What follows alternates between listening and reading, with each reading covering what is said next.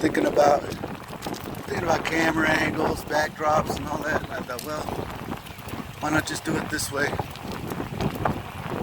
I'm most comfortable doing it this way.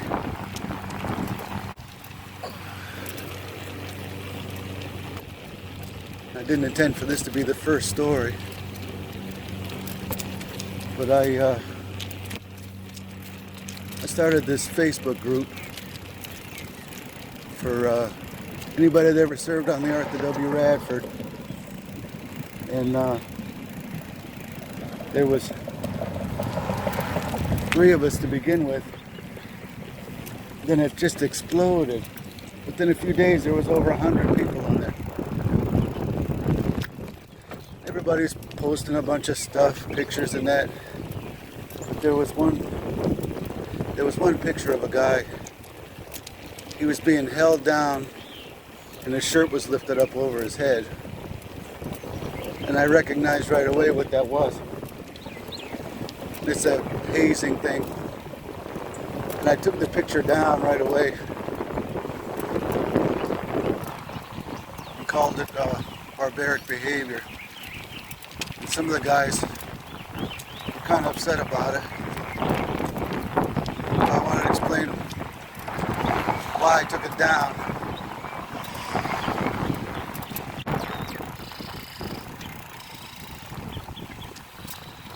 When I got promoted to third-class petty officer, they assigned me the duties of the damage control petty officer, which meant that I was in charge of all of the damage control equipment that was assigned to our division,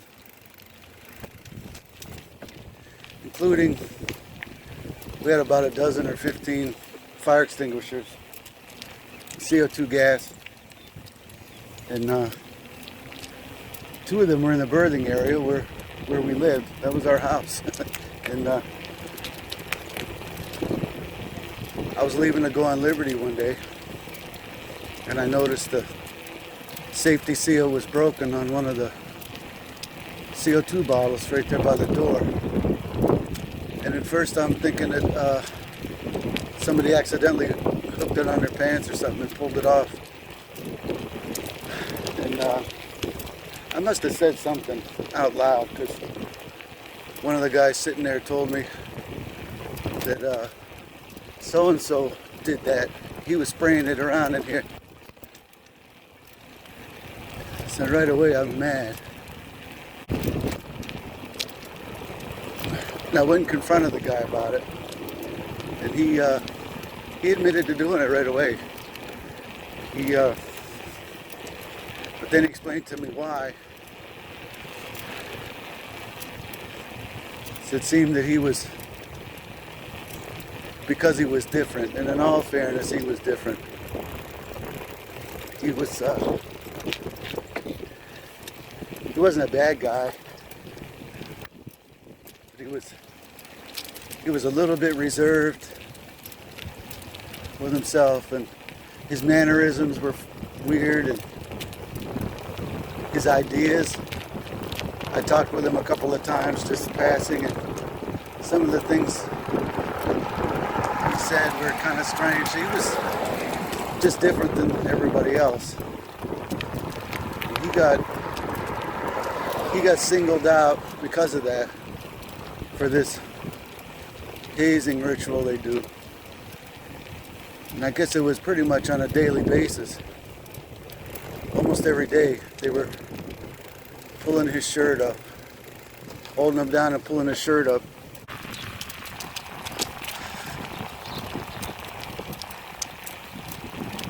So this tabling ritual consisted of people holding you down on the table, and they pull your shirt up and give you a pink belly. They slap your stomach until it turned pink. And they were doing it to this guy almost every day. And it was always the same 4 or 5 guys that were involved in it. But he never complained about it, never reported it. But one day he finally just decided he'd had enough. He was trying to get away. They had him boxed in the corner there.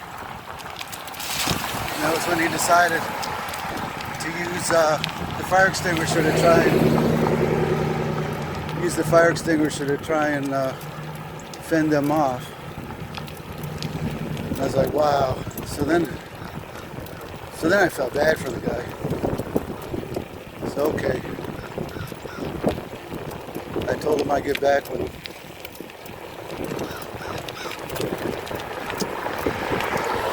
So I went to my immediate supervisor, first class petty officer in the division. Explained to him the whole thing that happened. And I said, I don't want him to get in a bunch of trouble, because he could have got in a lot of trouble. We could have sent him to captain's mast for doing what he did. But it's under the circumstances. I just want him to know that what he did was wrong.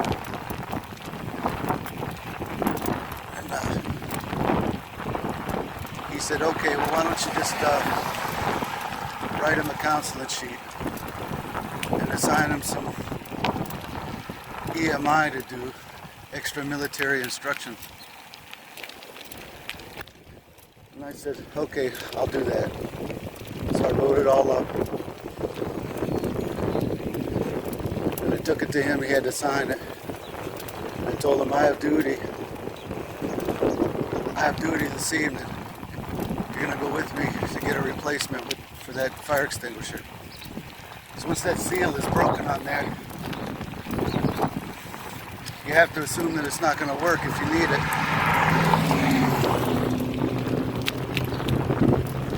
And the rule is you got to take it up on the main deck and completely discharge all the gas out of it. And then you take it down to the HT shop and get a replacement for it. And they send the empty one out and have it refilled. So we did that. After the evening meal, we took the bottle up there, discharged it, took it down to the HT shop, got a replacement for it. We took the new one down into the berthing area. We did all the checks on it to make sure it was right, checked the gauges. We put the inspection tag on it. You put your date and your initials saying you've checked it on that date and everything was fine. Got it all ready to go. So once we got finished, I told them, okay, we're done. You can go. While we're doing that, the 3 or 4 of those knuckleheads are sitting there watching TV, and they're real quiet. They wouldn't even look over. They're just watching TV, but they knew exactly what was going on and why.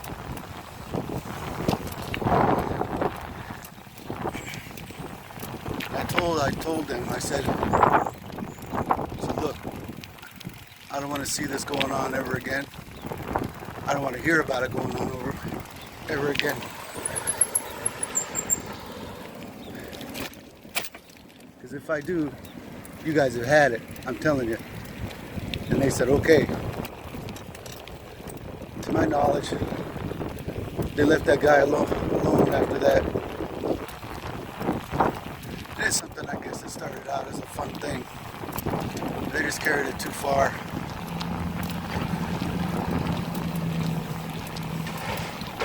And that was why I took that picture down, because it brought all that back.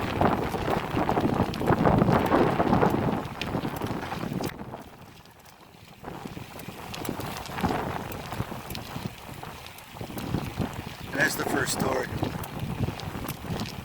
I had a first story all picked out, but this thing came up and I wanted to explain it.